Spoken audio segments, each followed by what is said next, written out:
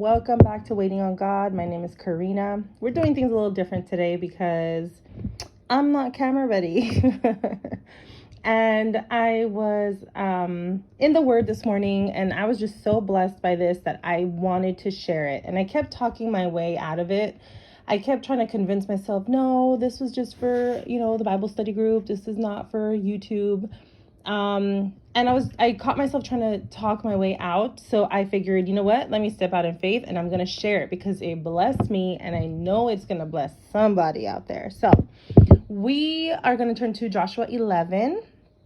And in Joshua 11, pretty much everyone is trying to come against Israel at this point, right? The northern conquest. And it's just the first few verses, it's mentioning how the kings of all these places with their army are pretty much meeting up and they're going to come for Israel. The Lord had been speaking Joshua to me this past year. And so this just kind of like, this was the cherry on top kind of thing. And I need to go through the entire book of Joshua because at this point, I really want to get to know Joshua because I feel like he's going to be, he's just someone, I really want to dig a little deeper into the book of Joshua. But anyway, so in Joshua 1, I don't even remember how many times the Lord tells him to be strong and of good courage, be strong and courageous, be strong and courageous. Like, have I not commanded you? Be strong and courageous. Do not be afraid. He multiple times said this, right? In the beginning to Joshua. So now we have Joshua and the Israelites looking at this army that's coming against him. So let's look at 11:4. It says, I'm reading out of the New King James. So they went out, they and all their armies with them, as many people as the sand that is on the seashore in multitude, with very many horses and chariots. We skip down to verse 6. But the Lord said to Joshua, do not be afraid because of them, for tomorrow about this time I will deliver all of them slain before Israel. You shall hamstring their horses and burn their chariots with fire. I don't really know what hamstring means, but whatever. Let's focus on the fact that Joshua's looking at this multitude of people, at the sea of people that are coming against him. But the Lord said, don't be afraid. Don't be afraid. Tomorrow I will deliver them to you. So let's see what verse 7 says. So Joshua and all the people of war with him came against them suddenly by the waters of Merom, and they attacked them. Suddenly. Joshua and all the people, they didn't hesitate. They didn't hesitate to go and attack. They went for it. They went for it, you guys. They heard the voice of the Lord. The Lord said one word and they went for it. I was in awe of this scripture right here, of this part of scripture, seeing it from that perspective. And verse 8 says, and the Lord delivered into the hand of Israel, delivered them, right? Okay, so they were most likely outnumbered. I don't know. It doesn't really say, at least not in chapter 11. I didn't read before and I didn't read after. So, yeah. But, they weren't afraid, or if they were afraid, they did it they did it without hesitation. They didn't doubt. They believed the word of the Lord and they went for it. So in verse 9 it says, so Joshua did to them as the Lord had told him, and hamstrung their horses and burned the chariots with fire. In verse 15 it says, as the Lord had commanded Moses his servant, so Moses commanded Joshua, and so Joshua did. He left nothing undone of all that the Lord had commanded Moses. So Joshua did whatever the Lord told Moses, and Moses told Joshua, sorry. And he left nothing undone. He stepped in complete obedience. He stepped into that thing with no hesitation, no doubts, because the Lord said a word.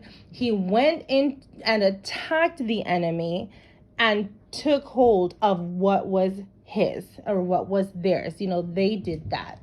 If we skip over to verse 23, so Joshua took the whole land according to all that the Lord had said to Moses, and Joshua gave it as an inheritance to Israel according to their divisions by their tribes. Then the land rested from war. The Lord promised them something. The Lord promised them something. When they crossed the Jordan, they knew they were going to have to fight for what was theirs.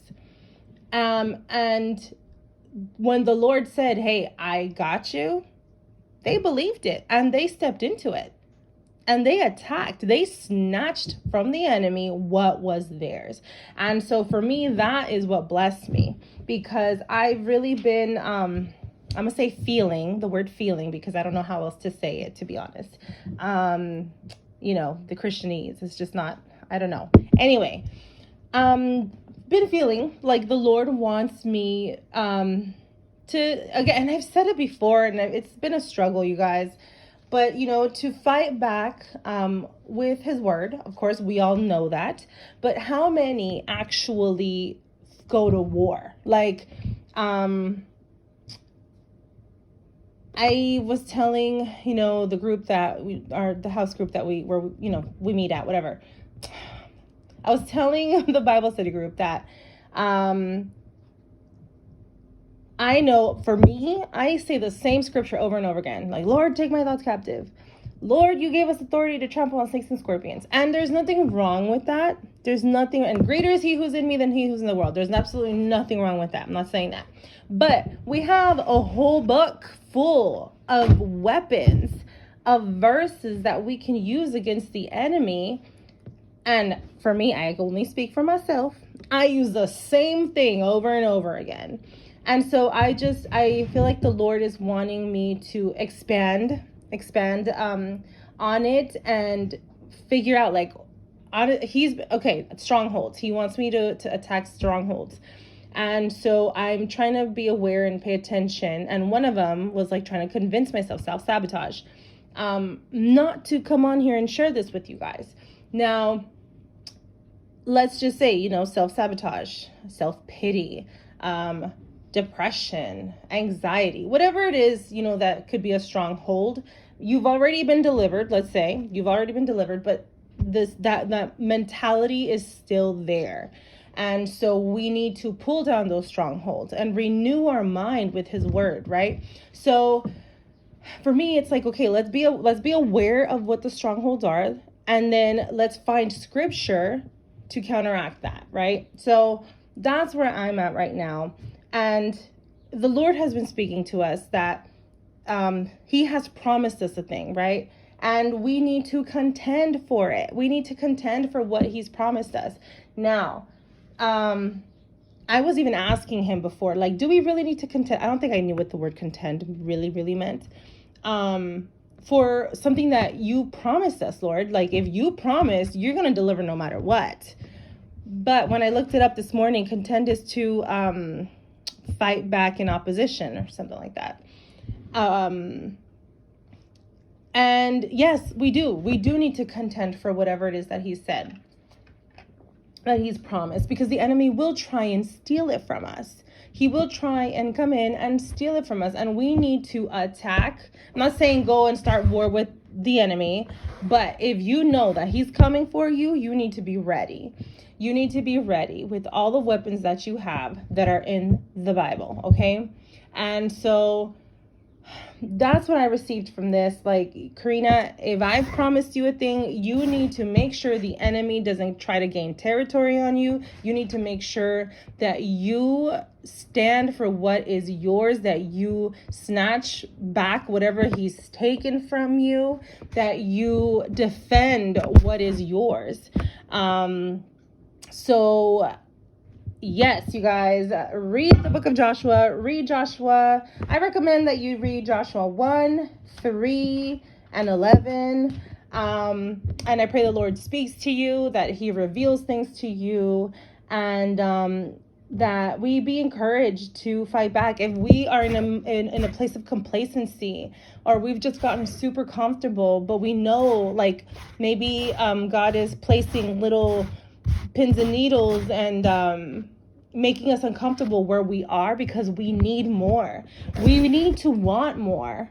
Wherever we are, we should want more of God, more of his presence, more of his glory.